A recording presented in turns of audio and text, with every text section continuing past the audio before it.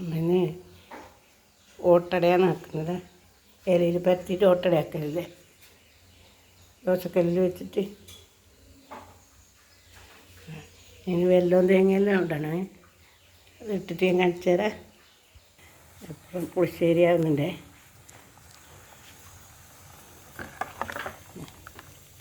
വെള്ളരിക്ക, മുരിങ്ങാക്കോൽ, പുളിശ്ശേരി, ചക്കക്കുരുവും കായും വറവ് എല്ലാം.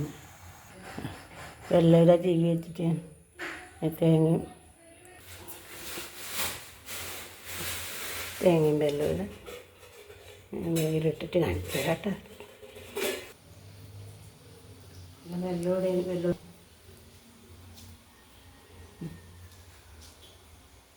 ഇതെല്ലാവരും ചെയ്യുന്നതല്ലേ, എന്നാലും അറിയാത്തവരുണ്ടാവുമല്ലോ അല്ലേ.